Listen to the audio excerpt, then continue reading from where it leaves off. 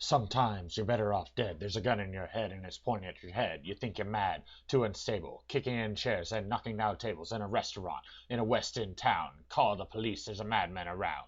Hello, everyone. I am the Comics Kid 2099, and I am joined by Connor Nielsen. Connor, how are you doing today? I'm doing okay. I'm very sore right now, but I'm in spirit doing very well. How are you doing, Comics Kid? I'm doing very well, coming off of a little bit of a throat something, so I may sound just a little bit scratchy. Today, as we always do, you and I, we talk about things that have Twin Peaks alumni in them, movies, TV shows, stuff like that, that have Twin Peaks actors and directors and writers involved in some capacity. And so today, we are talking about the 2018 movie Gotti, a biopic about the American gangster John Gotti. This was your choice, Connor, and why don't you tell us a little bit about this movie? All right. So Gotti.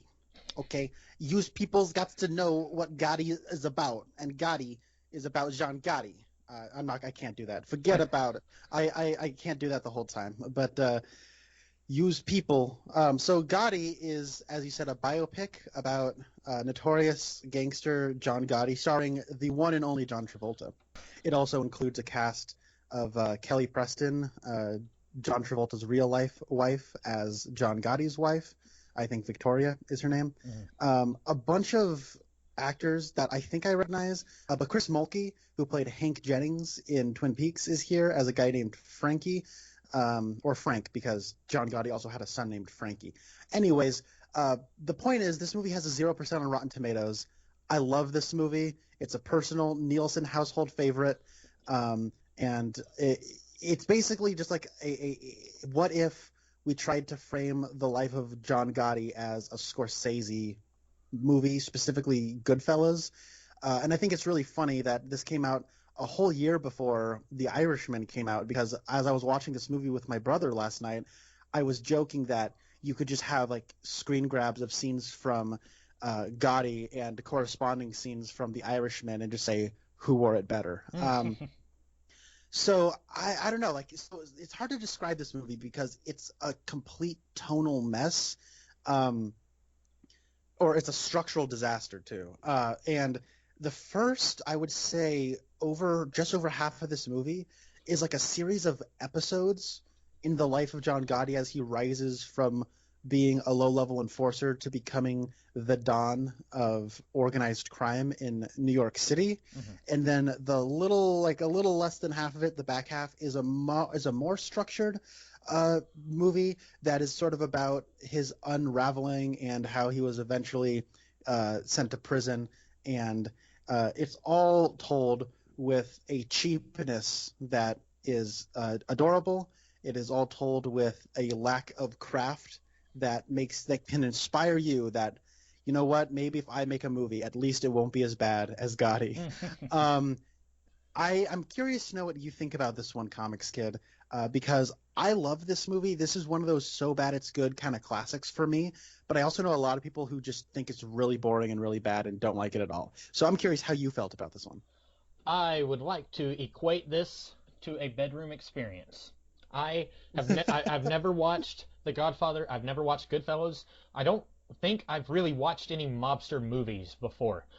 So this was very much like losing my virginity in terms of mob movies. And I feel like I was losing my virginity to someone who also didn't know what they were doing.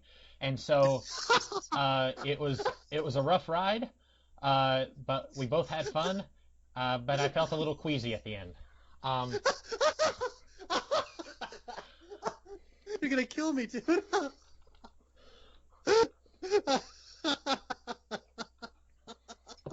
That's amazing.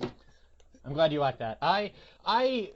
There was a couple moments where I actually laughed out loud, and like I said, when we talked last, I asked you, is this a comedy? Because you said you loved it and it made you laugh, and you said, no, it's not a comedy. And I know the movie is not trying to make me laugh, but there were two moments where I laughed out loud. And then the rest of the time, I was just like staring at the screen with like one eyebrow slightly raised, like, what? And like, is it trying to do this? Oh, and like at times I was like, this almost feels like a real movie. And so like, It's going to be really interesting to talk about. I was not bored. You said people were bored watching this. I did not feel boredom watching this. Oh, well, that's good. Okay, let's for starters. What are the parts that made you laugh?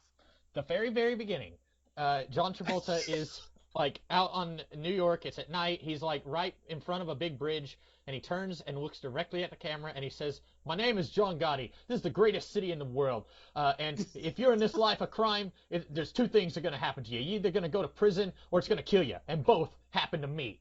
And I lost it. And by the way, I just want to say, he says that this life of crime put him in prison and got him killed. No, it didn't. Cancer got him killed. Like prison, yes, but he didn't die from a life of crime. He would have died of cancer anyway, even if he didn't. Yeah. Like, and so that was. And then the other moment was sadly when Chris Mulkey dies. He's like coming out of a restaurant or something, and it starts playing West End Girls by the Pet Shop Boys, and he Yeah. throws his cigarette to the side. He looks like he's like in a I don't know, walking in a trailer or something, like you're, slow, almost slow motion. And he gets in the car, and then that music is still playing. The car explodes.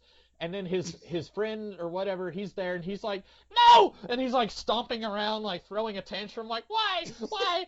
And both of those moments made me laugh so much. But then every other part of the movie, I was just kind of like, we just a few minutes ago we were talking about Batman versus Superman, and you were talking about like trying to figure out that movie. That's what I was with Gotti. I was trying to figure this movie out, and so. It is a bizarre experience, but there's a lot to unpack here. Yeah, that's the amazing thing about it, is that it just assaults you with so many weird choices.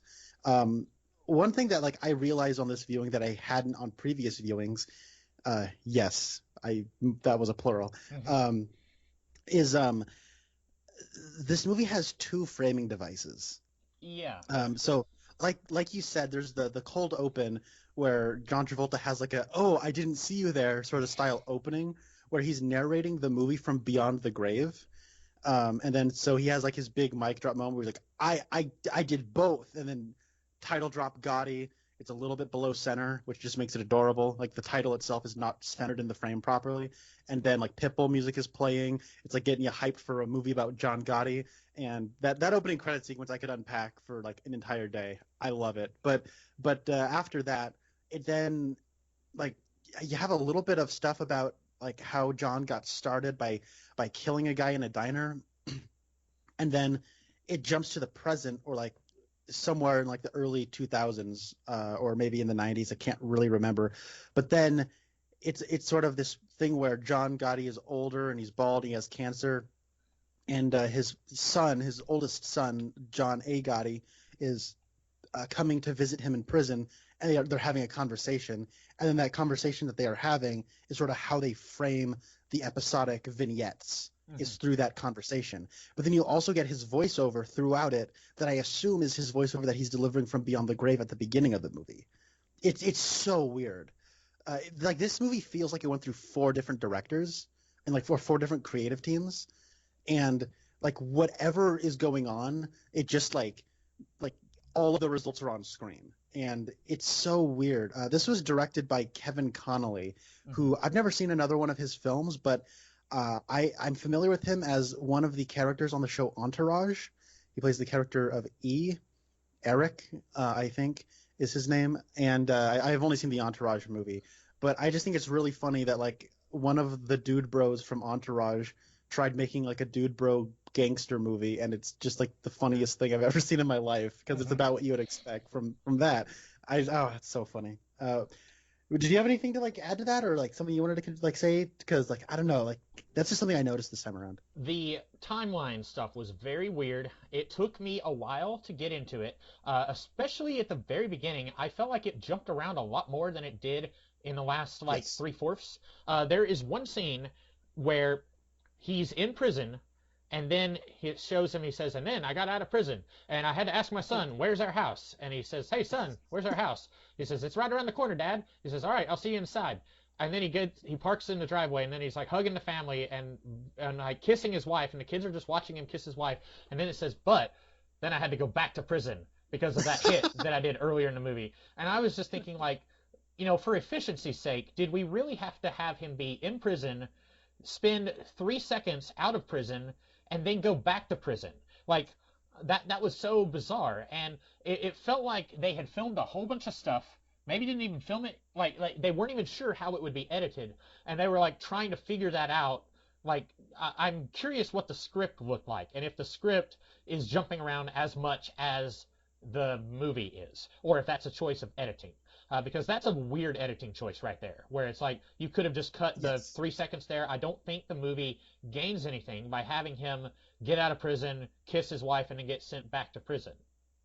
And also, when he goes back to prison, it's like they want to show you that he's still doing mob work from in prison because on medical furloughs, he Yeah, goes to like the dentist and then shoots a guy and then is able to get back into a car. And it's like that aspect does not contribute at all to his story and his like climb. right. It's just like, oh, Gotti was such a badass that he was doing mob hits from inside prison. And you're Hmm. like, oh, look at him do that.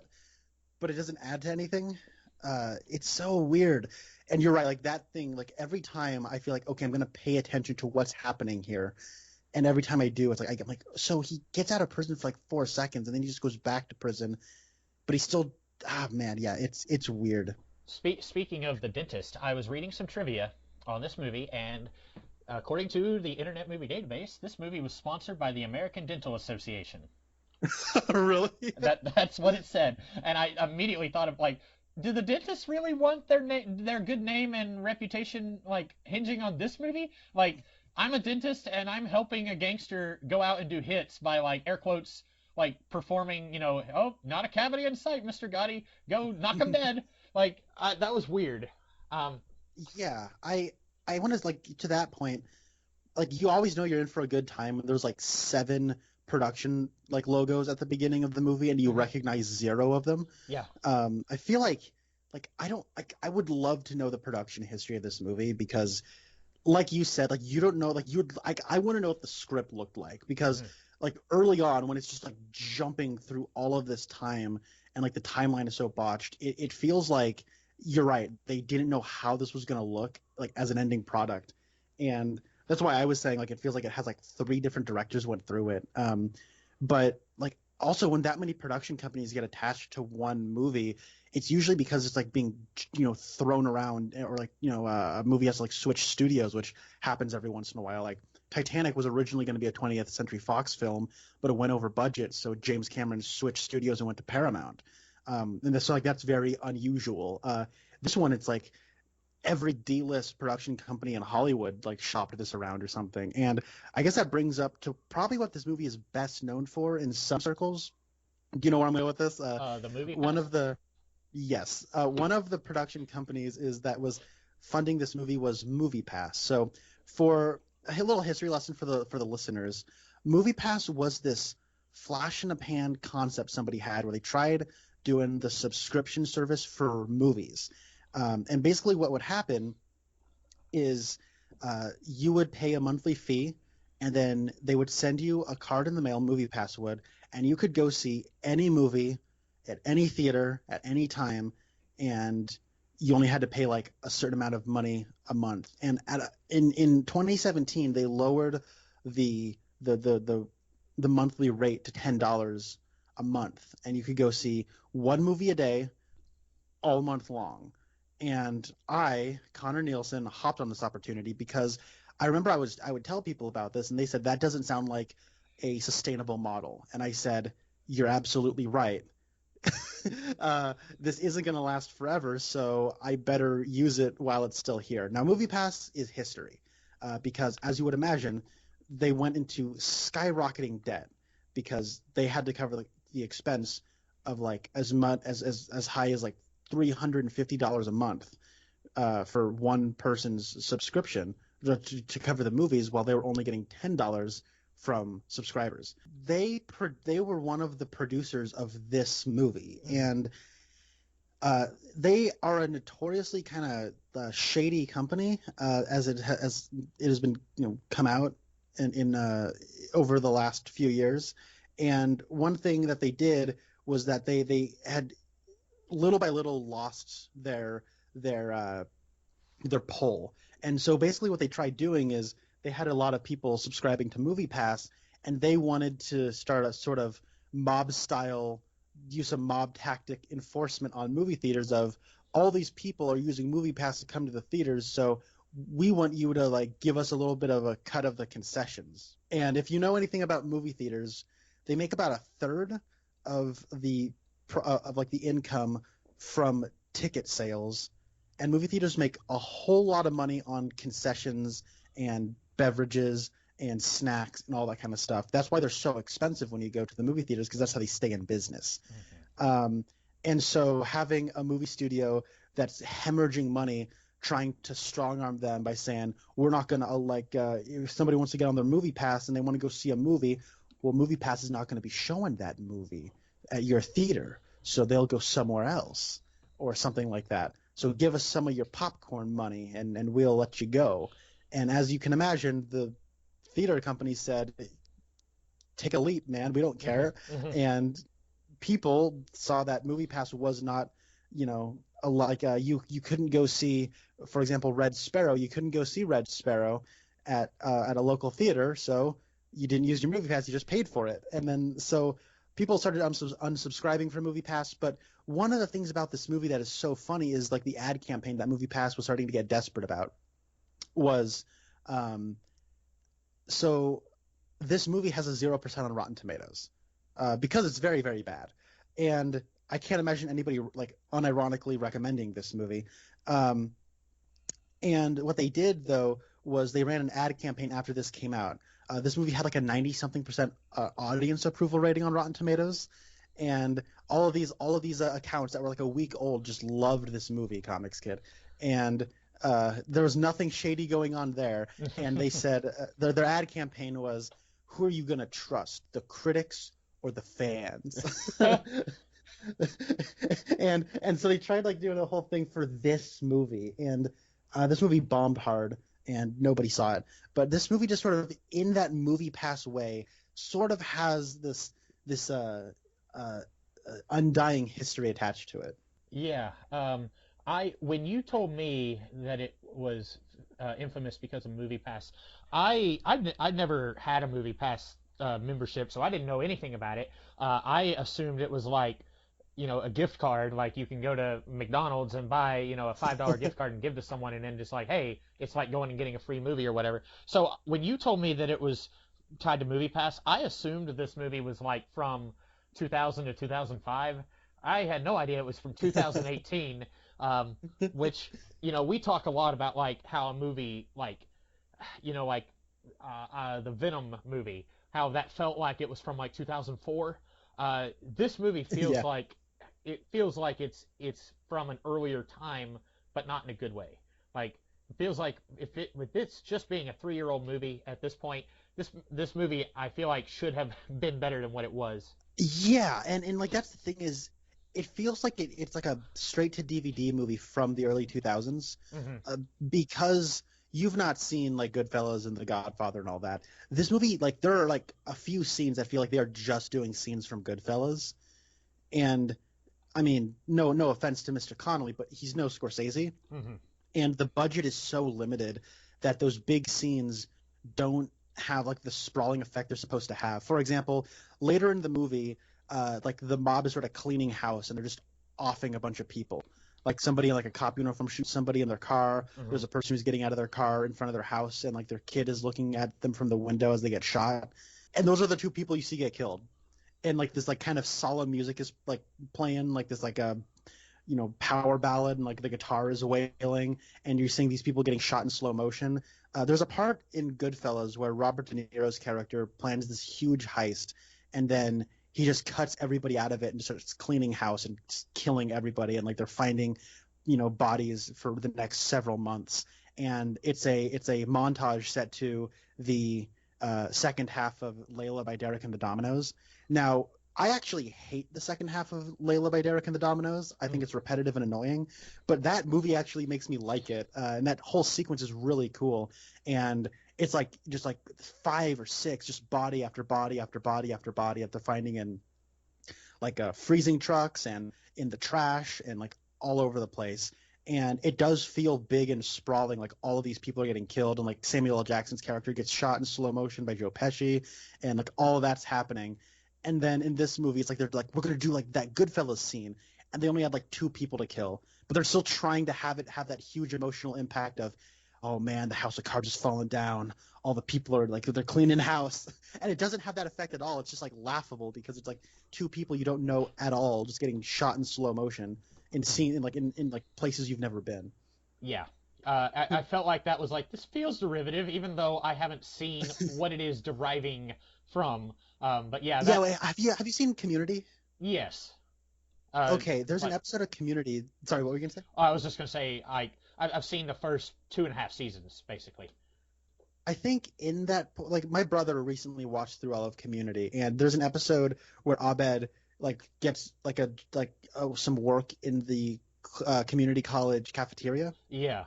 And it has like chicken fingers, Mm-hmm. and he's able to sort of like get a lot of leverage and rise up in the ranks of like everybody's like friend group because he kind of controls the chicken fingers. Have you seen that episode? Yes. Yeah. That episode is just a parody of Goodfellas, Mm-hmm. and like there's a part in that episode that also does like the Goodfellas, like Derek and the Domino's Layla scene. So like when you say like it feels derivative even though you haven't seen it, like that's probably why, is because like you've seen it in pop culture so much that, you know what I mean? Yeah.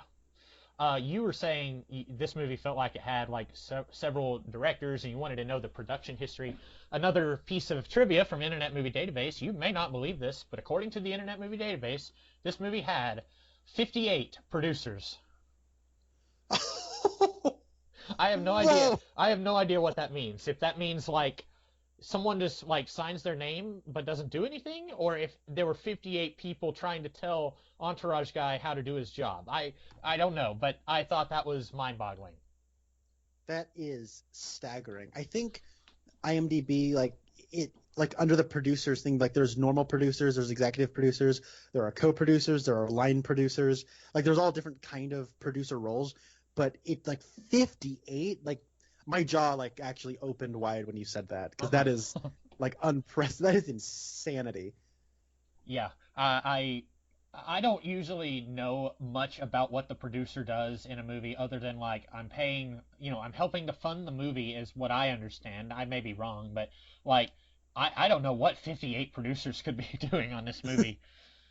That sounds like it's like just like people just pawned it off to other people, or there was just so many, like, you know what I mean? Like somebody said, "Oh, it's a Gotti biopic starring Travolta. That sounds like it's got award written all over it, so they want to sign their name to be attached to it." So I am curious how John Travolta's wife was able to land a role in a John Travolta-led passion project. I was kind of curious. Not to speak ill of the dead. Kelly Preston is no longer with us, but when I saw that, oh, she's in this, like, I smell nepotism. I don't think she's bad in this movie, but I think every character in this movie is a cartoon character, but I think she feels the most cartoonish to me. Like, yeah, I don't think she's bad either. I think she's terrible.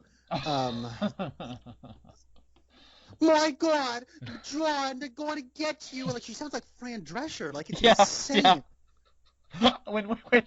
When there's a part, we've already kind of touched on soundtrack choice, but because I laughed at the Weston Girls playing when Chris Mulkey died, but when John Gotti he's in trial at one point and they find him not guilty and his family is walking out, they start playing "Walk Like an Egyptian" by the Bengals, and then they say, like, there's some reporters out there. It's like, "Mr. Gotti, are you the head of a crime family?"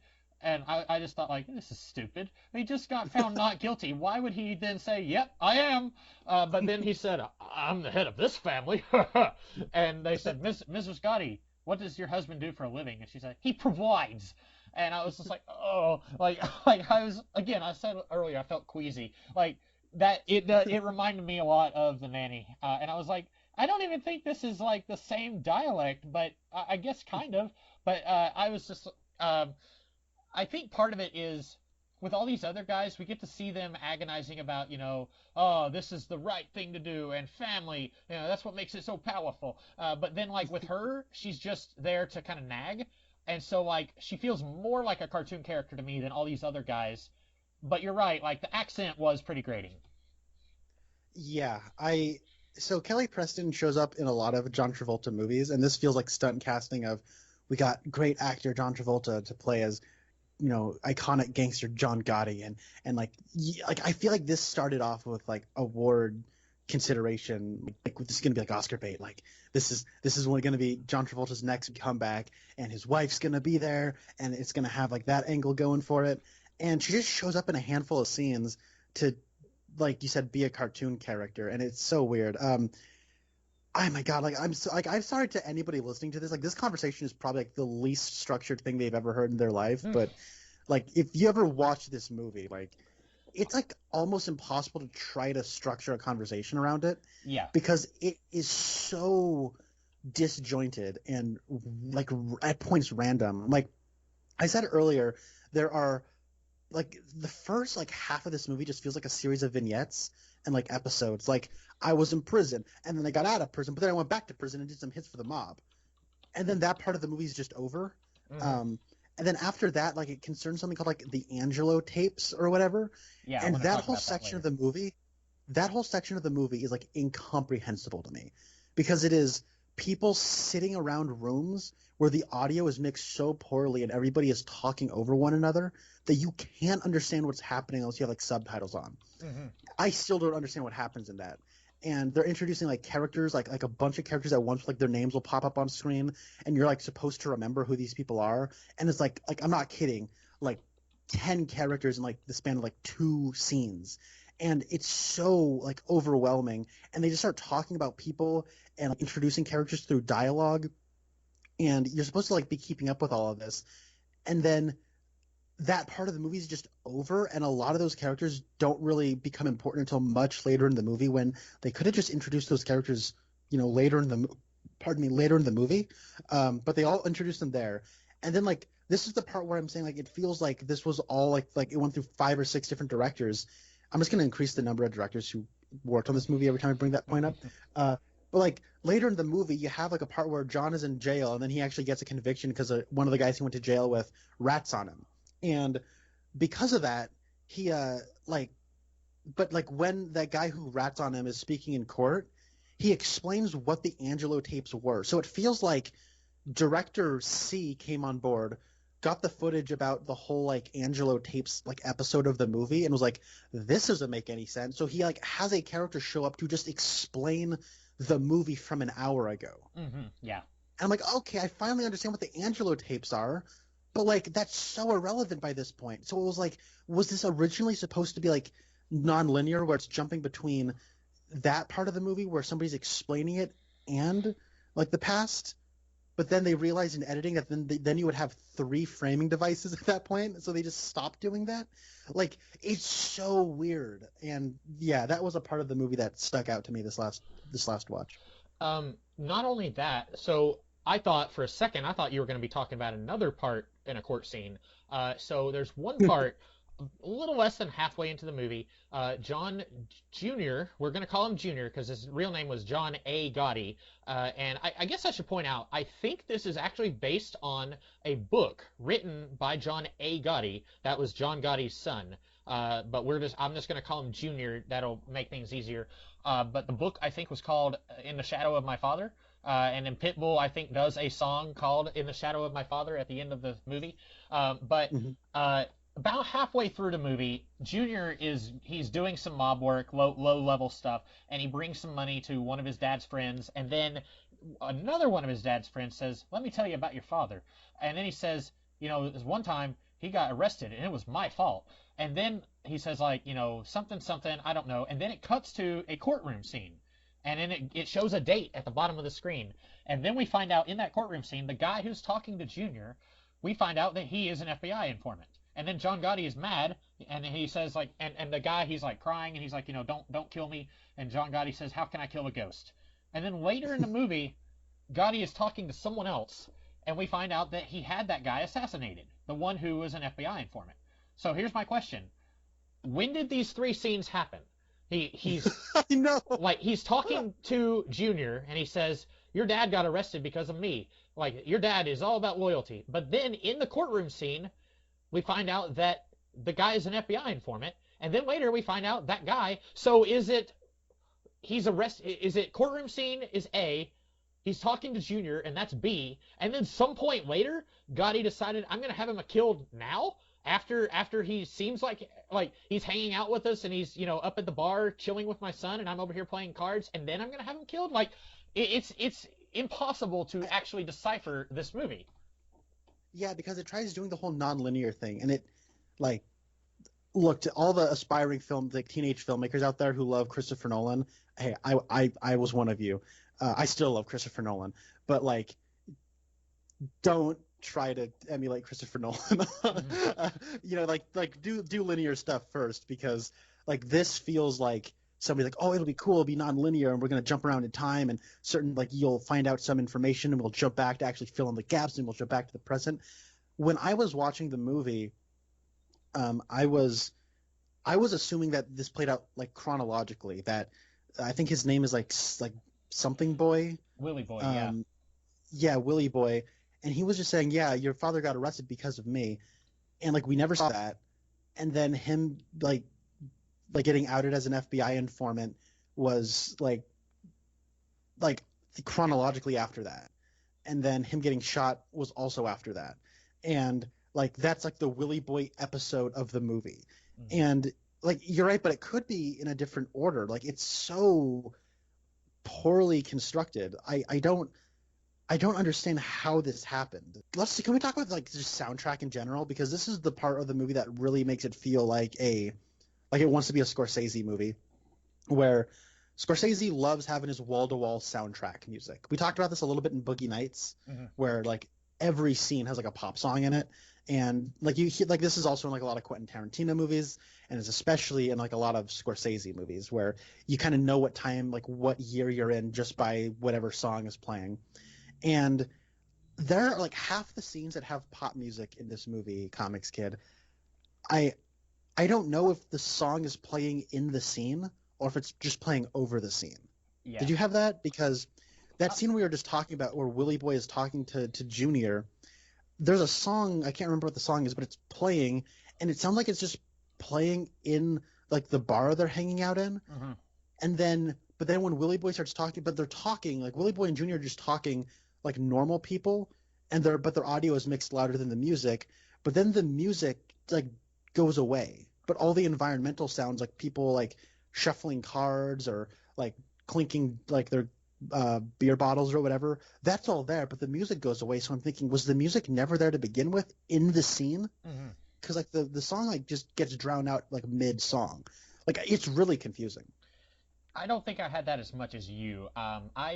I was looking through the soundtrack earlier today. I watched it yesterday, but I was looking through the soundtrack earlier today to kind of refresh myself on all the different moments of song, and I was noticing there's a lot of Pitbull in the movie, and I must not have noticed a lot of that. I remembered that the Pitbull song in the end credits, and there was a couple of moments where there was like, okay, this feels weirdly out of place because like this scene is set in the 80s, but it's got like, post 2000s like hip hop music playing, and that feels weird when you've also got contemporary pop music playing in the movie. Like, if a scene is set in 1982, then you have like Blondie playing in the club or whatever. That makes sense. But then you also have Pitbull music. So there was one moment in the movie where I was like, that sounds weird. That doesn't belong. But I think there was a lot of Pitbull in the movie that just went in one ear and out the other, and I didn't really notice it. But I did notice it a little bit. That's the part of that movie, that the part of like the Pitbull, like I'd recognize his terrible hip hop voice anywhere I'd go. I really don't like Pitbull personally, but like that's why I actually love the opening credits. Is like you get a big title drop, and that like post 2000s hip hop beat drops, and then Pitbull's like, oh yeah, you know what it is, Gotti, what, and like the music starts coming in and playing. And then, okay, this is a contemporary song. It's just for the opening credits, whatever. But then the 4th of July scene happens, and it sounds like they're like all dancing and hanging out to Pitbull. And this is like, I think, in the 80s by that point. Like I remember that specifically being Pitbull during the 4th of July scene. There's a lot to, and you have to wonder, like, was this Entourage? Was this his choice to do that, or was this one of the 58 producers who chose to like, hey, we'll float you $1 million, but you're gonna have to use Pitbull music, or because apparently the Gotti family had something to do with making of this movie. I don't know if you knew that, but like, Does not surprise me. some of John Gotti's children they lent like home videos and were on set like advising and saying like, this is how my father acted and stuff like that. And so I don't know if they were like, by the way, it'd be really cool if you like, John Gotti wouldn't have known who Pitbull was because he died in 2002, but like, it'd be really cool if you used Pitbull. He probably would have liked that guy. Well, you know what? I think John Gotti's last words were "play Pitbull at my funeral." So. So speaking of his family being involved with making of this movie, do you think it's weird that this movie tries to like turn John Gotti into a folklore hero? Like, isn't it great that he didn't work with the FBI? Isn't it great that he's a mobster who killed lots of people? Like, do you think that's odd? Like, and I don't feel like that's just this movie. Yeah, that's odd because it's very weird because like the movie sort of like one of the 5 endings this movie has is where it's like news footage of people going, hey, neighborhoods were better when John was in charge. Hey, it wasn't so bad. And like they're kind of like scrounging the bottom of the barrel because they have like 3 people they're cycling between. Mm-hmm. And one of the guys is just like, hey, he seemed to do okay for his kind. It was like a reluctant like person who's like trying to say something nice about a guy who just died. But that was, it's like such a weird, like tone deaf way to end the movie is like you're watching this guy commit murders and like all this crime and like he's a gangster and he's a bad dude. Like I don't think anybody watched Goodfellas and thought, that Henry Hill, he was all right. Like I don't think anybody thinks that. And like it's such a bizarre like, kind of note to end on. Like and you have one of the great scenes of this movie is Kelly Preston in court going, my son is going to prison. Oh my God, the government's the real mafia. Yeah. Thank you for telling us the message you're trying to convey in this movie. I really appreciate it. It was not subtle at all. It was very, very subtle. And it's such a weird like tone to take because usually what a mob movie is that even if like the main character is a gangster, the movie itself understands that they're not a good person, and that like for example, The Godfather, it's a tragedy because Michael Corleone is like losing his humanity. Right. And at the beginning of the first Godfather movie, like he's with his girlfriend Kay, and he says like he's like a war hero. He's just coming back, and he's like got his girlfriend Kay, and then he has to kind of like break it to her that his family is like a corrupt business, and he says like it's my family, Kay, it's not me. And then throughout the whole like the next 3 hours of the movie, you just watch him become the next Godfather. And it's like it's sad, but that the movie is not saying like, yeah, Michael was a wimp, but now he's a hero. Like the movie's not saying that. And right. The Godfather 2 is even more of a tragedy because he just pushes everyone in his family. The reason why his father did what he did was because of his family. Michael like hates his family, and so he just like cuts everybody out entirely until it's just him. Or like in like Goodfellas, it's about a guy who's just like gets scared and like rats on everybody. And it's really, those are good movies. And this movie, like, it's wanting to be like those, but at its core, it doesn't seem to understand like kind of what makes a good mafia movie is that you can relate to and understand the main character, and you can to a degree sort of vicariously live the gangster lifestyle through them, but it'll always come at a cost. Yeah. And this one just seems to be like, hey, it's a wonderful life if you can get away with it, but if the real mafia, the government gets to you, then by golly gee, then it's not worth it. Or like I don't know what it's trying to say. Well, and here's the thing that because I can say like Al Capone was a gangster, but like he did some bad stuff, but he had some good qualities too. Like he was apparently a niece or a friend of his had a daughter who got really sick because she drank some expired milk, and so he was like really influential on the government doing like expiration dates on milk and like sealing milk and stuff. Like I read that somewhere that like he had like, and so it's like you can be like a gangster and then have some good qualities. And I wouldn't mind if the movie was trying to say that. If like, he was a bad guy, but he was also like, if this was from, because the movie is almost more about John Jr. than it is about John Gotti. And that's the weird thing, where it's like, it's kind of trying to be about John Gotti's rise and fall, but it's also trying to be about how John Jr. got into the business, and then how he's trying to get out at the end. And so if it was about John Jr. and it's like, I have conflicting feelings about my dad. He was in the mob. I kind of got in the mob because of him, but now I'm trying to get out. Like, that would be interesting, but it's hedging its bets right there. And like, That's a good point. Yeah. and that's where like I think this should have just been John Jr.'s story, but the studios probably don't care about John Gotti Jr.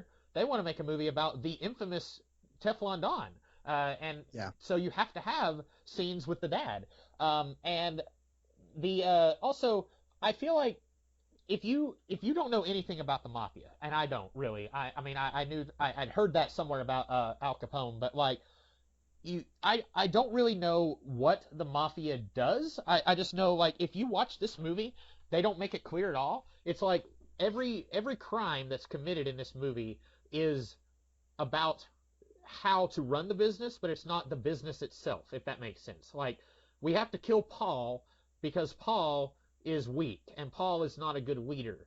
And if only Stacy Keach was in charge, then everything would be good. But like, we don't really get a whole lot of like the actual business itself.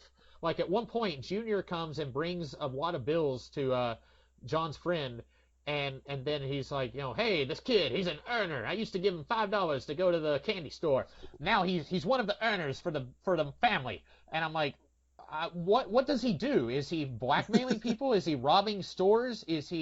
Are they doing protection rackets? Like, the whole movie, like, it doesn't shy away from John Gotti killing people, but it's always in the service of, well, we have to kill someone because they are getting in the way of how the business is run. But it doesn't ever talk about, like, John Gotti, he went over here and he killed a guy, like, what I'm saying? Like, all the people Yeah, no, that's a really good observation. I didn't even, like, I've seen this movie a few times. I didn't even, like, think about that. And like, it tries to also, like, it tries to show him as like he's not that, like, at one point he's talking to his friends about something, and then he stops and says, hey, no, wait, you idiot, go help this old lady carry her groceries across the street. And I could actually kind of believe that a mobster would probably do that. Like, from what little I know, that seems like something genuine that I could see happening. But also, in that same scene, then these other guys come, and John is like, hey, you guys still working out? And I'm like, no, the place we work out at, it got closed down. And he's like, well, consider it open again. Haha. And it's like, the movie only wants to show, it wants to acknowledge that John Gotti was a murderer insofar as he did what he felt was right.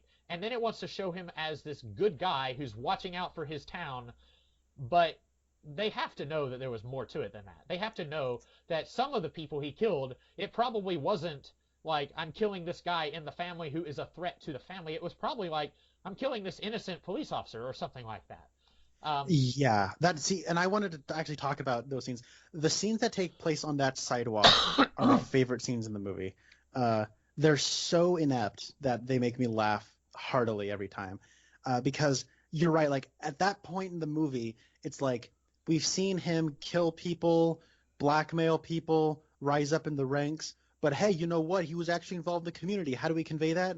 By like one scene where, in the span of him walking half the length of a block, he interacts with like 4 different people, and it's so like contrived and weird that he's like, oh, hey, look, it's an old lady. Hey, can somebody help her across the street with the groceries? Oh, hey, how come you haven't been to the gym? What, they closed it down? It's an institution. Consider it open. And it's so funny to me. Like, that feels like, I don't know, like that'd be like a bad play or something. And like every time, like, he like interacts with people, like before that and then after that, he's like talking to his posse about how they need to kill some guy, and you got to take him out and you got to cut off his head or whatever. And it's hilarious. like the timing of it seems like that's like a comedy bit, right? Like I can imagine that as like an SNL sketch or something where you have a gangster just walking down the street and he's trying to have a conversation about murdering somebody in graphic detail, but every time he gets into a sentence, somebody walks up and he has to be like, "Oh, hey, say hi to your mother for me. What's the big deal? I'm gonna give you some steak. Hey, we're good buddies, ain't we?" Like I don't know what it is. That scene always makes me giggle. And then later, after I thought when you said that this movie made you laugh twice, I thought the second time the movie was gonna make you laugh was when his son gets hit by a car, because that part is just comedic gold. But after his son gets hit by a car, he's like on that same sidewalk and he's all sad and everybody's like, "I don't know why God has these things happen." He's like, "These things, they ain't no God and they ain't never will be, and these things just happen." He goes on this whole like rant about his grief, and it's so funny. Yeah. I think the only thing that would have made that scene with a kid getting hit better would be if, like, you just see a shot, like the camera is pointing up towards the sky, and you see like a bicycle wheel like fly slow mo into the air. That I was really thinking it reminded me of Twin Peaks: The Return when Audrey's son runs over the kid. That I was like, oh, here we go again, but it wasn't quite as gruesome as that. But yeah, the I wanted. Sorry, Yeah. can we talk about that because that's another episode. There's the son gets hit by the car and the family grieving episode. In a normal movie, something bad like that would happen, and then the grief would just sort of be this thing that's constantly present while they're trying to get on with their lives, but it's the grief is always there. The way it's presented in this movie is their son is like on a little bike and he's just like zigzagging across the street like an idiot, and then a car moving 10 miles an hour is like going around, and like the kid doesn't see a car. Like, have you ever seen a kid that doesn't see a car? Like, I don't know. Maybe I got that privilege of growing up in the early 2000s. But whenever I was like playing on the street, like I lived in a cul-de-sac, but like whenever a car would come through, all the kids would be like, "Car," and like I don't know, like and like they try to get around it by having the guy. You see him like acting like a mime, being like, "Whoa," he's pointing up at the sun, like I didn't see the kid because the sun was in my eyes. Like, dude, you're going like 10 miles an hour. Like, I'm not saying this didn't happen in real life, but the way it's presented in the movie is like really comically unrealistic, and especially like the way the kid is just zigzagging around at like a tiny speed. Like I don't believe that kid wouldn't have seen that car. And then the funniest thing too is that it sounds like, okay, hold on. There's like two different ways that the movie goes after that. It's like a couple of scenes of the family grieving. Then John has the guy killed, or does he? That's a little ambiguous. It's also really funny. And then it's like, okay, John got his revenge. Now, because John got what he needed out of it, he's deciding for the family that they need to move on. And like then that part of the movie is just over. Them losing their son and grieving is now just over because Kelly Preston is like on like pills and everything, and he comes on. He's like, "We gotta stop this. We gotta get over this. Okay, hey, this is over. We're gonna live like we're seven, but we gotta keep moving. We're gonna live like we're seven still. Okay." And then now that scene's over, and he told her to get over it. Then we just jump ahead in time, and now it's over. But that whole aspect of that episode where John is like he gets his revenge. Like this movie, like one of the reasons this movie feels very, very cheap is it relies heavily on archival news footage and like old photos and stuff, like paparazzi and news footage. And that's like an element where you have a scene where John gets out of his car and one of the guys in his posse is like, "That guy never got his dent in his car fixed. It's a big screw you to your wife every time she has to drive by it." And then there's like a dramatic close-up on John Travolta's face as he, has like that same look on his face that he has throughout the entire movie. And then it cuts to news footage of a guy saying, "Yep, there was this guy, and then he got beaten up." Like a guy is just explaining what happened because they didn't have enough money to just shoot like the scene. Yeah. Like it's so weird. And that scene with the reporter, I would have sworn that was fake. That seemed so contrived how he was explaining it. And I was like, but that probably is real footage from a real report, but the way it was playing out, where he was like, there was a man who witnessed a crime, and then some gangsters came in and stared at him in the restaurant, and now he doesn't remember seeing the crime. And I was like, that cannot possibly be real. And if you think I'm joking, that's how it plays out in the movie. And I was just like, no, that probably is a real footage from a real report. Speaking of these things, there are throughout the movie there are magazine and newspaper covers and cover pages on that come up on the screen, and half the time it is like a still from the movie awkwardly photoshopped into an existing. Yes. And then half the time it's just like the real magazine cover. That was always funny to me. I don't know about you. My favorite one was when there's like Time magazine says that John Gotti Jr. is now running the empire, and it's like John Jr. is like staring off into like in a distance, and it's like, who got that photo of him? Who and submitted it to Time? And like I thought it was really weird, and I guess this is a real life thing, but how like everyone was like, John Gotti, the crime lord. Like, I would think if I was the head of the Cosa Nostra, that I would want it to be kind of low, like, let's keep it close to the vest. I don't want the media to know who I am. But apparently that's like a real thing. I thought that was weird. But yeah, I think my favorite was the picture of John Jr. on the Time magazine. Yeah, I think was that the one where it's like I like the one towards the end where it's like he's a new target, like father, like son, or whatever. Yeah. Is that the one you're talking about? I think so, yeah. Yeah, because there's this weird photo where it looks like the camera's looking down on him while he's squatting, and it's just like a frame from earlier in the movie where he's wearing a red sweater, and it's so funny. Like my brother, I keep saying that, like things in this movie are so funny because this is hilarious to me. So watching my brother watch this movie last night, he actually had the same face on his face that you were describing, that you had, where like one of his eyebrows was just cocked the whole time and half the time his jaw was just open in disbelief.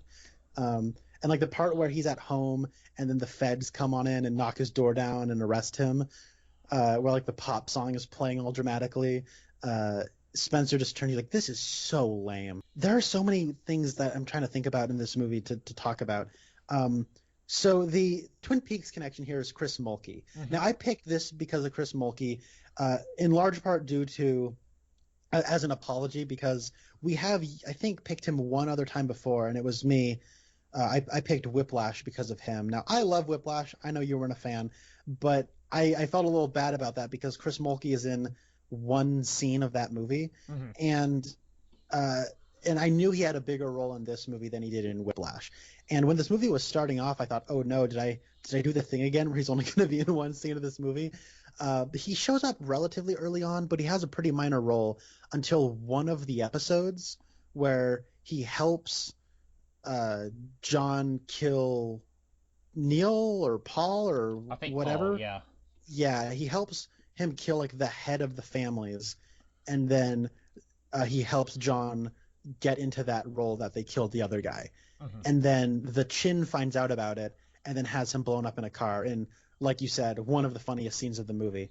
Have you seen that episode of It's Always Sunny in Philadelphia where Frank and Dennis wear cop costumes so they can get free hot dogs? No.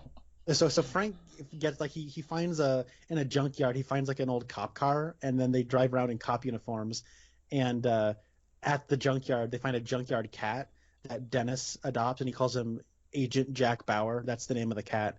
And the thing about that cat is it's unkillable. And then there's a part at the end of that movie where the cop car just explodes with the cat inside of it. And then they're like, no, you killed the cat. And then the cat just walks out of the fire just fine. And then, yeah, that's like the ending of that episode. That's one of my favorite episodes of that show.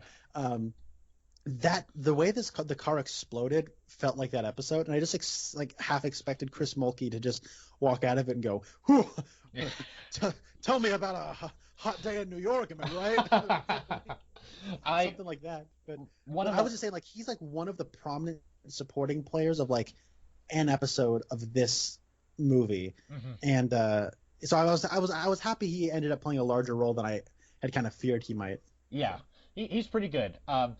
one of the last shots in that part where the car explodes is like the camera is kind of close on his charred corpse, and it looks like in the 1989 Batman movie when the Joker shocks that guy and he's just like a charred skeleton. It looks a lot like that. And I think the movie thinks like, yeah, this is serious. We're throwing like a Party City skeleton that's like still got some flesh hanging off of it. It's not quite as bad as Party City skeleton, but it's pretty silly. I wanted to talk about the Angelo tapes. So there's a guy, one of John's friends, who he's talking with his daughter on the phone, and his daughter's phone has been bugged by the FBI, and they call it the Angelo something tapes, Rigoletto or something, I don't know. And then that's like a big to do. Like they're all like, what are we gonna do about this? Did you say something bad about the boss? And he's like, I don't know. I was talking to my daughter. What you know what you do when you talk to your daughter? And and then like at one point, John Travolta and Stacy Keach, they're in the same room with Angelo, and they're both looking at each other, and like one of them kind of like nods towards Angelo, and the other one says, no, we couldn't do that. And I was thinking, oh, are they going to kill Angelo? Like, are they going to cut their losses? That'd be interesting, I guess. But then they're like, no. And then after that, the Angelo tapes basically don't have anything to do with the plot of the movie. And I was reading a little bit about the real life John Gotti, and apparently in real life, the tapes is what got Angelo excommunicated from the mob. But in the movie, after he does the tapes, Angelo, on his own accord, he tries to hire a hit on a guy named the Gas Pipe who works for the Chin. And then that fails. And so then Gotti says, okay, I'm excommunicating you. You can't do that because I don't want to have a war with the Chin. And then Angelo dies of cancer. And then Gotti goes to his grave and he's like, hey, you know, I miss you, but you screwed up. And so I had to excommunicate you. It's like, okay, so you visiting the grave, that was just completely pointless. You're just going there to like rub it in. Like if you're watching from below, I don't regret a single thing I did. But like, here's the you know, when we talked about The Founder with Ben, we talked about like, where do you draw the line between like, here's what happened in real life and this is a movie that we are making where we are going to take liberties with real life events? Because in the case of this movie, I think it would have made more sense if they just excommunicated Angelo because of the tapes, because they make a big deal about those tapes. At one point, John Jr. and some of his friends, they get in a fight at a bar, and then someone ends up dying, and they didn't know that. They run away, and then Gotti comes in and he starts like slapping around his son, and he says someone died, and then he like runs out, and Angelo says, "You have brought shame on this family." And then in Arrested Development style narration, it says, actually, Angelo was the one who brought shame on this family. It was like, it really is like every now and then it's like Arrested Development where it's like, then this thing happened. And so like they make for like 5 to 10 minutes, they make a big deal about the tapes, but then it's like, nah, nothing happens. It's like, okay. Yeah, that scene where they're in the nightclub, and that's sort of like where the Angelo tapes, I think, thread starts, is where you meet Chris Mulkey and you meet Gas Pipe and you meet some other people in that nightclub where Heart of Glass is playing. Yeah. First of all, I'd just like to say that's one of those scenes where I was just imagining what it was like to be on set, because it was probably silent. You have all these people dancing in the background, probably to nothing, and that just kind of made me giggle. But that's another thing where it is a loud nightclub, and you just hear people, hey, they're talking like this, and the way they're mixed is like you can sort of hear what they're saying, even though if you're in a nightclub, you probably have to shout a little bit if you even want to be heard a little bit. So that scene, like, I have no idea what is happening in that scene. I know that they meet somebody, but like all the nuance of their conversation is like completely lost on me. And you're right, like that is so weird that like they make up like, if the Angelo tapes are going to like get Angelo put away or like excommunicated, then you make a big deal out of it. But in this movie, it doesn't happen, and they make a big deal out of it. And so because it has no relevance in the rest of the movie, you just question why we made a big deal out of that. And I mean, I guess it was probably a big deal to the real life John Gotti, but not this fictionalized version. Right. And you're talking about like, I cannot take this movie seriously as like a real biopic. So I almost wish it was like more absurd and fake so I could laugh further at it. But I'm so glad you brought up that scene with Junior going to like a bar fight. That's a similar thing where that's like in my mind like the prime example in this movie of them walking into a bar where some music is overlaid onto the scene that doesn't sound like it's coming from the actual like environment that they're in, and they all start like talking over one another, and I have no idea what's going on, and then people just start punching each other, and it's very confusing because I don't know why they're like doing this, and then I don't know what importance that scene has on the rest of the movie, because you already get the feeling that Junior has a bit of a hot temper, and he gets into fights when he's in like the military academy, and he actually leaves and all that kind of stuff, the military academy. And then you have that scene, so it's just kind of redundant, but it leads to. So man, John Travolta has so many freak out scenes in this movie. That one might be the most memorable one because he's like slapping him like a cartoon character, and then like I feel like it's difficult to communicate because I feel like I'm just saying, oh, this part of the movie was so funny. This part of the movie was so funny. It's the level of commitment to which John Travolta is committing. Like he's committing 110% to this role, and like this is like a great case study in like somebody can be giving it their all, but if like the writing and the direction is just not up to snuff, it's going to make them look ridiculous. And this movie makes John Travolta look very, very ridiculous. Because in that he's like, "What's the matter with you? You got somebody killed." He's like smacking him, and then like Junior's friend is like, "Hey, I'm sorry, Mr. Oh, shut up. Okay, you shut up." And it's like trying to impersonate it is all I feel like I can try to do because you see it happen and it's so ridiculous. It feels like a comedy routine. And that's kind of the thing that you notice about comedy routines is when it's funny, you want to like just try to like quote it or reenact it or something. I don't know. I think it's really funny. And then when he leaves, Angelo gets a couple and he's like, "Don't you know what your father does for you?" And much like the Angelo tapes, how they're introduced and then nothing happens. The kid, John Gotti Jr., one of his friends kills a guy. I think it's Diet Peter Serafinowicz kills a guy, and then do you know who I'm talking about? The guy who later John yells at him for going alone to a place. He looks so much like Peter Serafinowicz, but I thought, but I think because we see him, he takes a bar stool and like slams it down on the guy on the ground, and I'm like, oh, and then later we see just a gigantic pool of blood. But anyway, like so they kill a guy, and then you're thinking, oh, this is going to be a big deal, and then 10 seconds later, it's never mentioned again. And you're right, it is just a series of things that happen. And that could work. Like, if you're doing the rise and fall of this really important, prominent figure of history, and here's some stuff that happened along the way, that could work, except that, you're not doing a rise and fall story, because you're also doing a father-son story here, and John Gotti is already pretty high up in the family when the movie starts. It's not, you know what I'm saying? Like, it doesn't start with him at the bottom and working his way up. He's already pretty much at the top. See, I think it does. Like, it wants to start with him as at the bottom. Really? Okay. Yeah, because like it starts off where he's like, "Hey, I did both," and then opening credits, and then he's like, "I was working as a low-level enforcer. I made my working for the Don, and he needed somebody to do a hit, so I did a hit, and I got turned into a made man, and that's how I did it. I did it real quick." Okay. I think that's supposed to be what's going on, but he doesn't look young enough to be like a young scrappy guy. He looks like John Travolta in like black hair dye. Yeah, and we'll need to talk about like characters who don't look different, specifically the son. But like, I feel like they did a little better with John Travolta, like, because there's one point where it's when they finally do convict him in court, and his hair looks considerably lighter in color than it did in other parts of the movie. And then like when he's near death, he looks really old. And I was like, okay, I'll give this movie credit. It looks like they put a little bit of effort in trying to make him look older in those scenes. Yes. With the son, I guess I'll just go ahead and talk about the son. They do not make any effort. They've got a 28-year-old playing the same character who is at one point, if my math is not wrong, 16 years old, and then later in his 40s. But they have not done anything. They like spiked his hair up when he's in his 40s and he's wearing glasses, but he doesn't look older. They just just throw some glasses on him.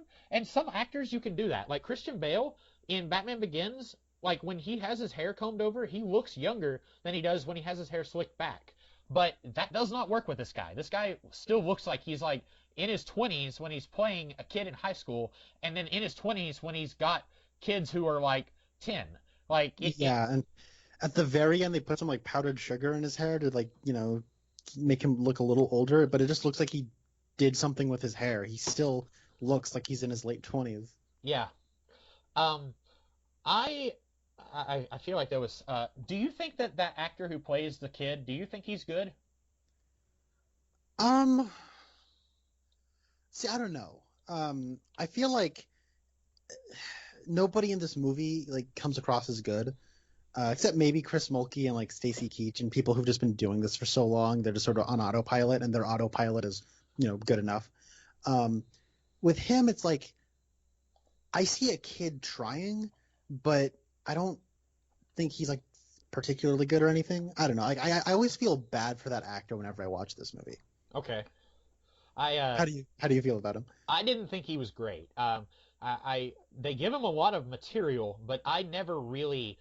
And part of that is like, this movie is really trying to sell the narrative of John Gotti was a good family man, and he here's a son who looks up to his father. But like, I was still seeing like, here's a gangster, and this kid looks up to this gangster and then follows him willingly into that life, and so like, it was hard for me to latch on to that narrative, and that's a big part of the movie. Yeah, I agree. He looks like reluctant in every scene of the movie, except for like when he's like talking to his wife or something. Um, by the way, that was weird when she shows up. She's like, "I'm 16." He's like, "Oh," and I'm like, she looks like she's 25. Yeah, And yeah. then later in the movie, when she's probably 30, she still looks 25. That's another funny part. You're right. Like nobody ages in this movie, and that's one of my favorite parts about it, except for like John. Like, and it's that's good. They did it well for him, but everybody else is like perpetually the same age, and it's I love it, man. When John Jr. is like looking outside and he sees that there's like a helicopter landing and he's like, "Oh, they're coming for me." And then like we see some people in the house with him. For a minute, I thought that was his brother and his one of his sisters because, and then he says, "Come here, kids, come to Daddy." And I thought, "Daddy, what?" And I was like, "Oh, okay." There's been like 8 years have passed since like the last time we saw this character. Because like at that point, like the wedding was over halfway into the movie, and then that scene is like there's still a good 15, 20 minutes left when he's getting about to get arrested, and I was like, wow, there's a lot of time has passed in between scenes there. But yeah, there's a weird part. It's right before Gotti dies. He's like, the doctor is saying like we could put him in a medically induced coma, and Gotti is like, no, don't do that. And there's a woman there in scrubs, and she's like, why are you doing this? You're fighting it. And he's like, hey, the longer I live, I can make the U.S. government mad. And I didn't know who that woman was supposed to be because it's not his wife. And then in narration, he even says, I didn't want Vicky or any of my daughters coming to see me like this. But my other son, who was not run over by a car and is not currently in prison, he was there with me to the very end. And this other son number 3, we barely spent any time with this kid. Like, and now Yeah. suddenly he's there with his father at the end, and I feel like that's because probably in real life he was there with his father at the end.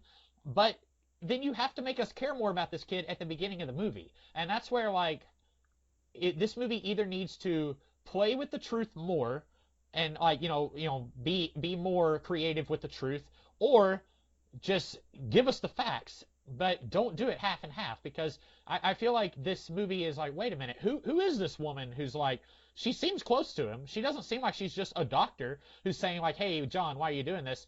I But then think it is. I think it's just supposed to be a nurse. oh, because like I was confused. I was like, is that one of his daughters grown up? Like I was confused, and then he said like, I didn't want my daughter seeing me like this, but it's okay if my son sees me like this.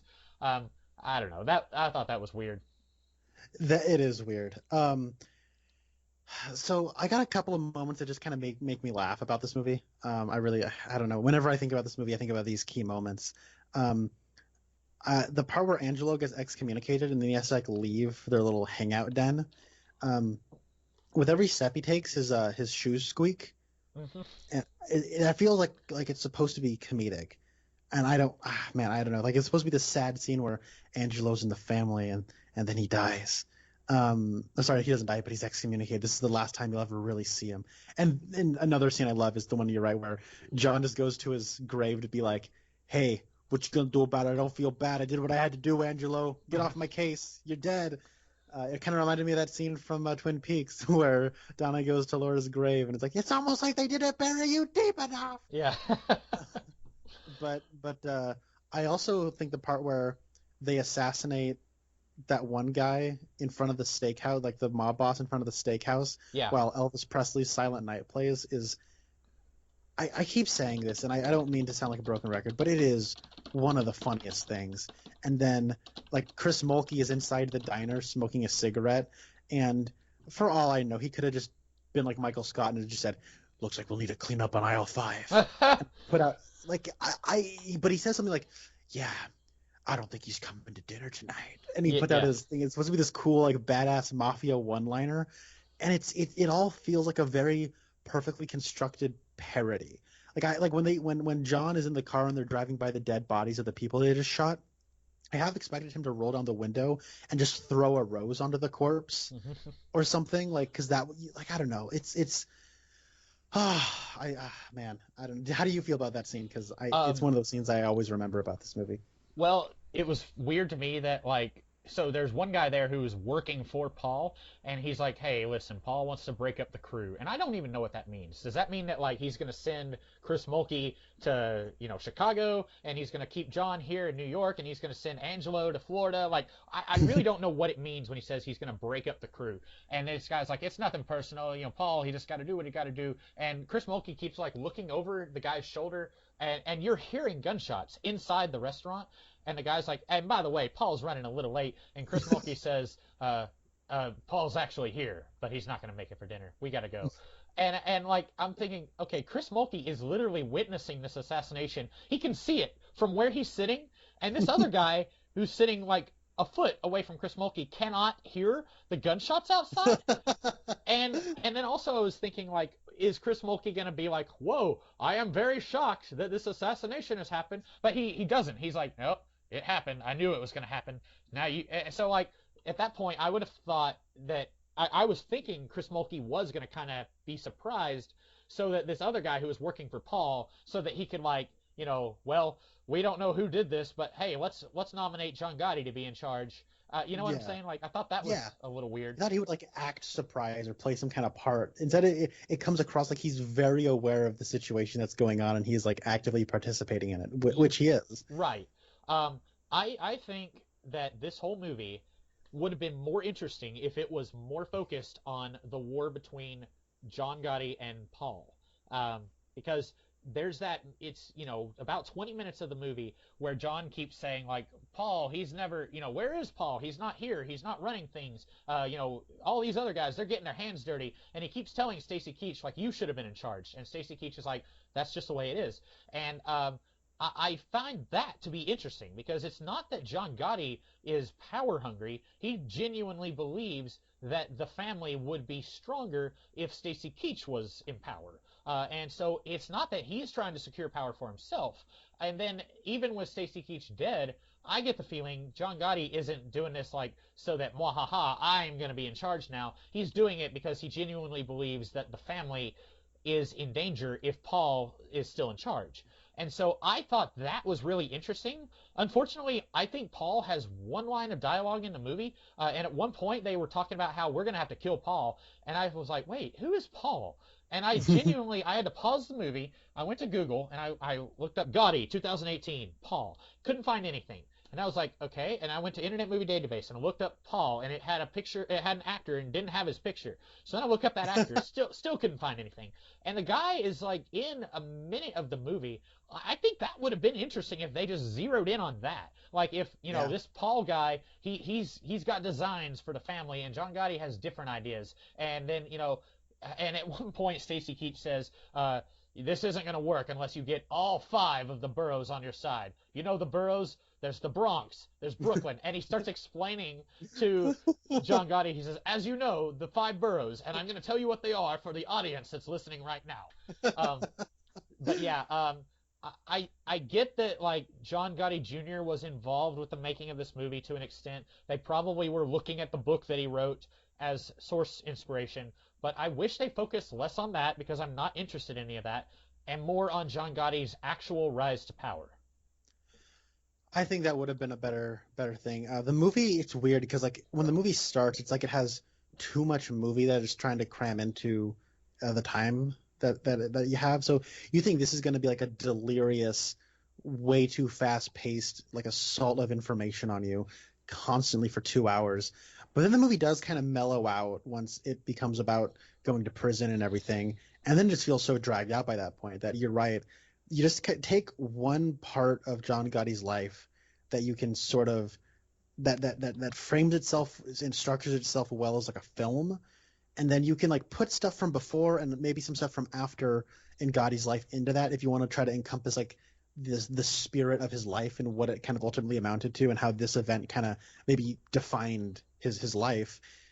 Then do that. And it's like I don't know. I feel like that's the most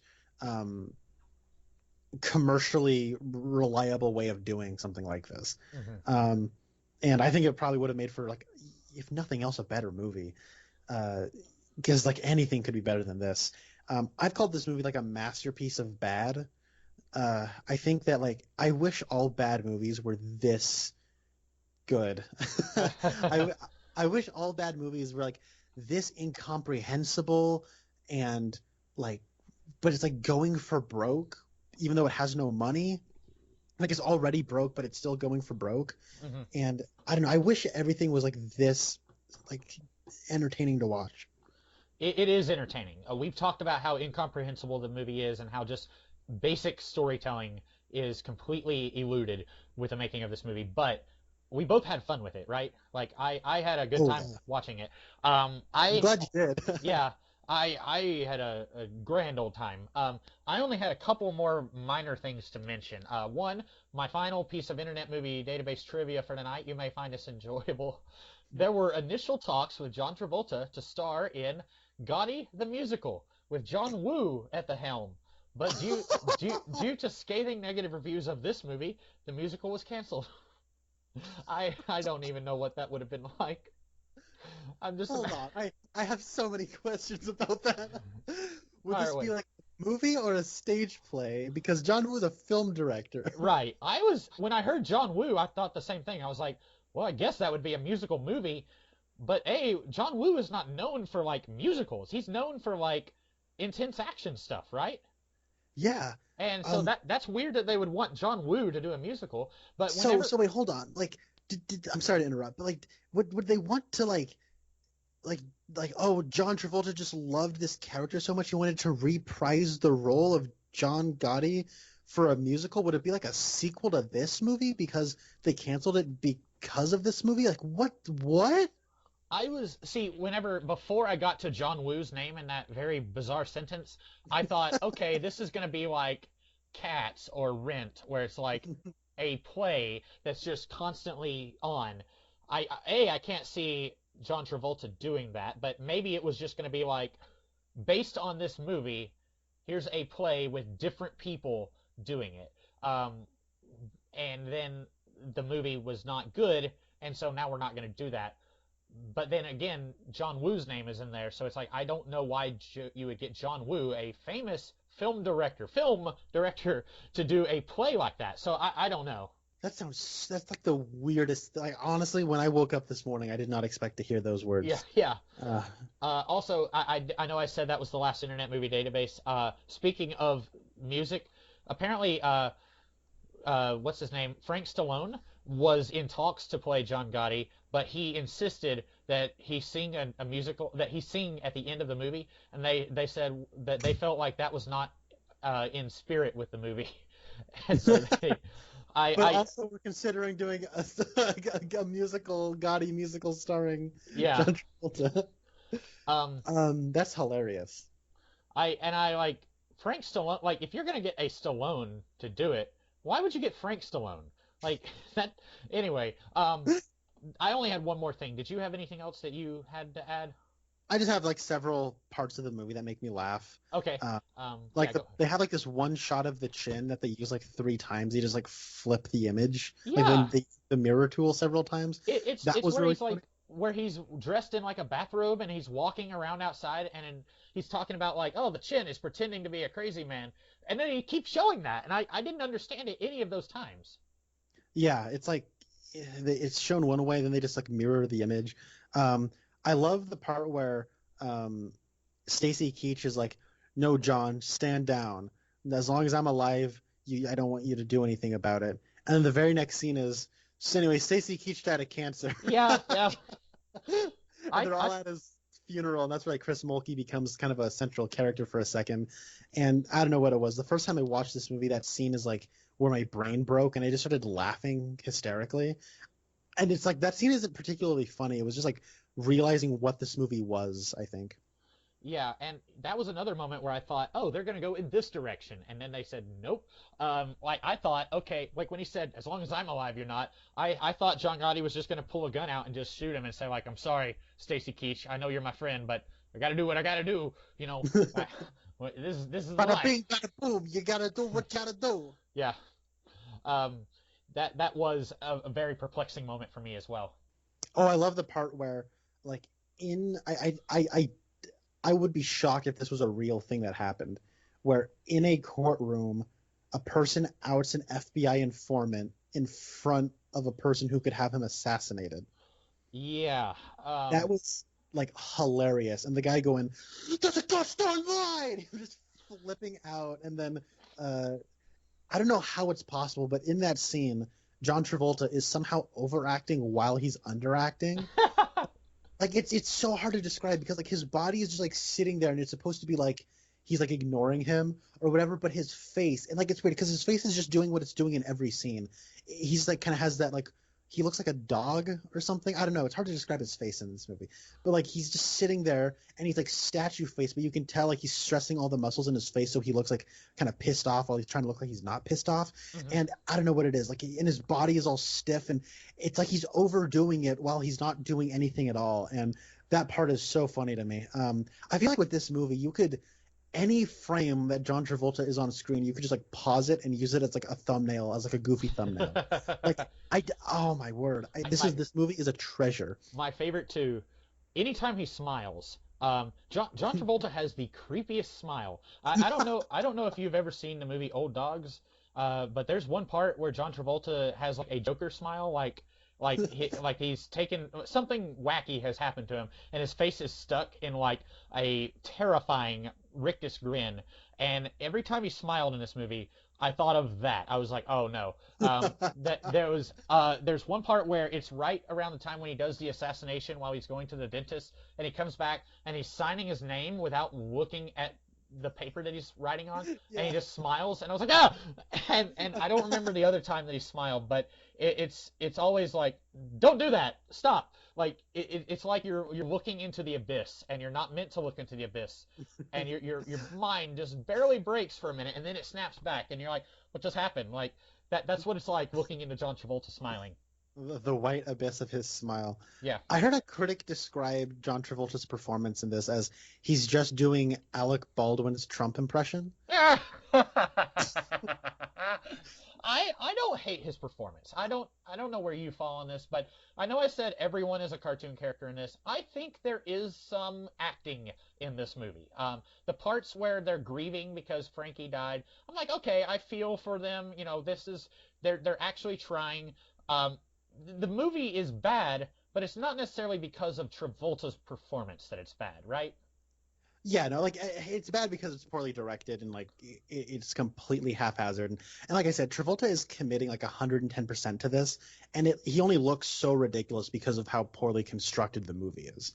I mean, I would hold Kelly Preston's feet to the fire because I think she's like legitimately really bad. But I don't know, but like there are scenes where he just like walks in. And then he'll get bad news, and he'll just be like, "Ooh, and he's like, just like it feels like Michael Scott doing a performance where he's like trying to show off how good at acting he is. I love the part. I don't know what it is, but another part that makes me laugh is where Chris Mulkey's like, "I nominate John Gotti to be the new Don," and then Angela goes, "I second that motion." And then people just kind of start clapping, and then it awkwardly transitions into a standing ovation. Like everyone's like, I guess we're standing now. John Travolta's face when everyone starts standing is so funny. His mouth just kind of starts hanging open a little bit, and I don't know. I love that part of the movie. Yeah. that I was thinking in that part, it was weird that like he Chris Mulkey says I nominate John Gotti, and then there's like a pause, like an uncomfortable pause, and then Angelo says I second the motion. I was thinking like Angelo, say it faster, like come on, man. um, the one other thing I had to talk about was in the scene where they're at the nightclub and he's saying like I don't like that guy, he's never done time, anyone who does time I trust, but that guy's never done time.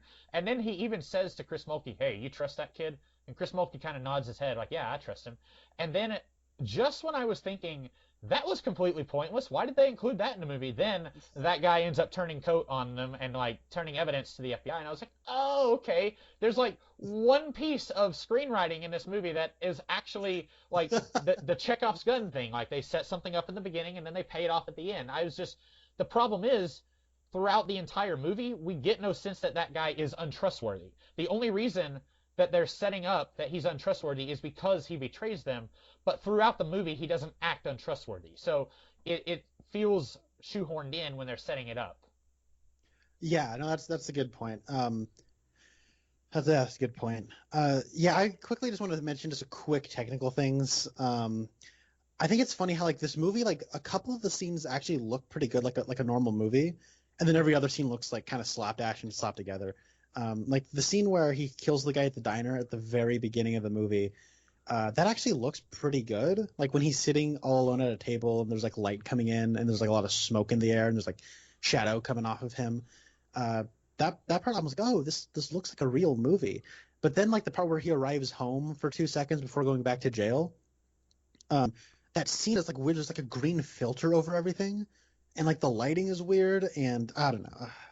A lot of the movie looks like that and kind of like slapped together. But Mike, last question to you is, what is your favorite needle drop pop song in this movie? It's gotta be West End Girls. I laughed so hard at that. It's really it was a close call with that and Walk Like an Egyptian. I have no idea who thought it was a good idea to use Walk Like an Egyptian as like a yeah, we're victorious in court. But both of those were really funny. But the West End Girls I think made me laugh more. Yeah, I think I gotta agree with you. The West End Girls bit is like one of the funniest things ever. I want to show that because our colleague Rasco is a big fan of that song. He has not seen this movie, but I want to show that part to him so he can laugh. But I did show a part of this movie to him a couple of years ago when I saw this movie for the first time. It's the very beginning, like right before, like it's like the first minute where you have some like B-roll of New York before it cuts to him going, "All right, let me just tell you, my name is John Gotti. New York is the greatest fucking city on earth." I recorded that. That looks like a YouTube video. It looks like. Did you ever? Okay, this is kind of a weirdly topical. I don't mean to get topical or anything, but so when I was a kid, I watched The Apprentice, and whenever it would come back from commercial break or whatever, it'd always have like B-roll of New York City, and that's what the beginning of this movie looks like. It looks like The Apprentice New York B-roll, and I think it looks funny. And then when he turns around, he's like, "Hey, I didn't see you there." That looks like an SNL sketch or something. And I would be remiss if I did not bring up the very ending of the movie, where he turns around and he's like, "You listen to me, and you listen to me good. You won't see another guy like me if you live to be 5,000." Yeah. And it's such a bad line delivery. It's so awkward and doesn't have any like finality to it.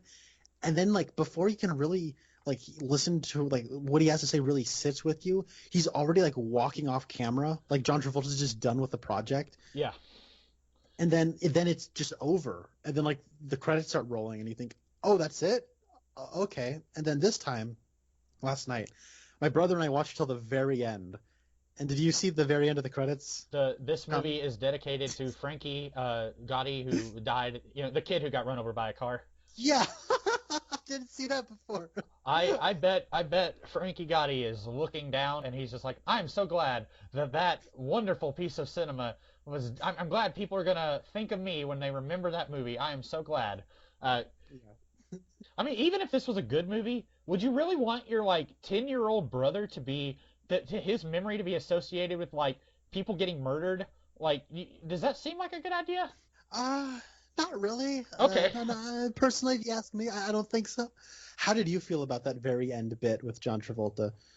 Uh, at that point, I was thinking about like if I turned into like Dorian Gray or whatever, and I lived to be 5,000, I think there could be other like what was so special about John Gotti? He orchestrated a hit on a Family Guy, a guy who's part of the Cosa Nostra, and you can't see it, but I'm actually holding my hands up like an Italian man when I say that. Uh, and then he was in charge for a little bit, and he says no one's going to be like me for 5,000 years, and like maybe the family doesn't have as much power now as they did like in the 70s and in the 20s. Maybe they're kind of losing steam. I don't know, but like in 5,000 years, I think there could be some other people who are as interesting as John Gotti. Maybe like Yeah, yeah, maybe a few. Uh, I love that there's a funny tweet that my brother sent me. It was like, Goodfellas was released 30 years ago today. That final shot still gets me, and it's just a gif of the final shot of this movie where you won't see another guy like me if you live to be 5,000, and he just walks off screen. Love it so much. Well, Um, I'm glad that you introduced me to this. I don't know if I'll watch it again. I'm not opposed to watching it again. I enjoyed myself quite a bit with this. This was highly entertaining. I, I I don't know if I would give it a 0%, but if I ranked it any higher than 0, it would be purely out of like laughing at the movie and not like right. any genuine craft of the movie itself. Well, I'm glad I was able to recommend something that is dear to my heart that you were able to also get a lot out of. Because I know historically, stuff like Titanic and other stuff, it's not really been up your alley, Whiplash, that kind of stuff. But I'm glad we were both able to meet on common ground here to have a good time with this. Yeah. So, are we at the point in the podcast where I choose what we're going to be talking about next time? I would say we are at that part of the podcast. Okay. Well, before I do that, Connor and I are going to be actually I don't know when this will go up, but we're going to talk about Wonder Woman 1984. So that will be a thing. Look for that. It's either already been up or it's going up after this. I don't know. But I am going to give you the option, Connor, to veto Ooh. the thing that I have chosen. I've recently bought a movie. This is a movie that you own. It has two Twin Peaks connections, but Oh, I have never seen this movie, but looking at the credits, these actors are credited with not real names, and so I don't know if they play. I'm going to assume that they do not play very big parts in the movie. The movie is, and I have a backup choice if you choose to veto this. The movie is Django Unchained, which has ooh. Russ Tamblyn plays son of a gunfighter, and Michael Parks plays the LeQuint Dickey Mining Co. employee. I have never seen the movie, so for all I know, they don't even have speaking lines. And if you say the Twin Peaks connection is not strong enough there, choose something else. I do have a backup option. Oh man, I've been wanting to rewatch Django Unchained. Just out of curiosity, what is the other option? Alien with what's his name? Harry Dean Stanton? Yes, yes. You're not gonna believe I just rewatched Alien. Okay. You want to talk about Alien since you just rewatched it, or is it been too soon and you want to put some distance between you and that before you watch it again? Dude, I'm gonna be perfectly honest. I have no idea. You know what? You selected Django Unchained as your first option. Let's just go with that. Okay. Um, I've never seen it. okay. We could almost tackle all of Quentin Tarantino's movies because of Tim Roth and Michael Parks. Michael Parks, Jennifer Jason Leigh. Like we could just about like knock out all the Quentin Tarantino stuff. I know we've done Jackie Brown. We've done was that it? Jackie Brown? Oh, we done Hateful Eight. Hateful Eight, yes, that's it. And then Planet Terror, that was a Robert Rodriguez thing, but Quentin Tarantino is kind of involved. So yeah, He also acted in that movie, so. that's right. Yeah. Honestly, I would at some point like to revisit Planet Terror Okay. because I remember when we talked about that movie, You weren't. I had feeling it. just finished watching all of the Fast and Furious movies, and Yeah. like those kind of have like a tongue-in-cheek, bombastic energy about them, and I was sort of a little burnt out on that style. And Planet Terror has a similar vibe as those movies. But I actually really like Planet Terror, and I would like to talk about that again at some point if we talked about like the Grindhouse double feature as one thing. Yeah. Uh, Because Because you may not know this, Death Proof was the very first Tarantino movie I ever saw. Um, I oh, have really? Okay. I have not seen all of them. I I own both the Kill Bills. I've seen Pulp Fiction, Reservoir Dogs. I now own Django Unchained. I have not seen Hollywood, the Hollywood one. I can Once never. Upon a Time in Hollywood. Yeah. Um, but I've seen Jackie Brown. I like that one. So yeah, that's See, looking. I would be fascinated to know what you think of Once Upon a Time. Okay, okay. You know what? Actually, here's the thing about Django Unchained that you should probably know right now. Mhm. It's 2 hours and 45 minutes long. Mm. So And we're gonna strap in for a long. yeah, yeah. I just wanted to let you know that because oh dear. That's okay, because longtime listeners of this podcast know that when I have something on physical media, a Oh. DVD, I am a horrible human being because I play it at 1.5 speed, or in the case of a 3-hour epic, I play it at double speed. And so I do not mind watching a movie of this length at a condensed rate of time. Film cinephiles probably want to crucify me when I say that, but I don't mind saying that I do that. But yeah, that's I still say I think we can talk about Django if you're up for it. I do not know the extent of Russ Tamblyn or Michael Parks' roles in the movie. So they may have like a line each. I think they're both cameos, but if we have two cameos, I think it evens out. Okay, good. Because I think Harry Dean Stanton's like one of the first people killed in Aliens. So. Yeah, probably. Oh man. Oh dear. Oh yeah. Sorry. A lot of for a 45-year-old movie. I was gonna say, I think like so. Alien is Rasco's favorite movie, and I was thinking we could get him to talk about Alien because he's actually gonna be visiting Portland in a couple of weeks. So Okay. maybe Alien could be my next pick. I don't know. So Okay, yeah. Yeah, if you can get that to work, that'd be great. So that's what we will be talking about. We're gonna, like I said, I'm not sure how I'm gonna do the Wonder Woman thing. If I'm just gonna throw it up pretty quickly, or if I'm gonna spread it, put it out a little later. But we will be talking about Wonder Woman 1984, and we will be talking about Django Unchained. Those are the next couple things we will be talking about. And in the meantime, I am the Comics Kid 2099, and I'm Connor Nielsen. and we will see you guys in the future. In a western town in a dead-end world, the East End boys and the West End girls. In a western town in a dead-end world, the East End boys, the West End girls. West End girls.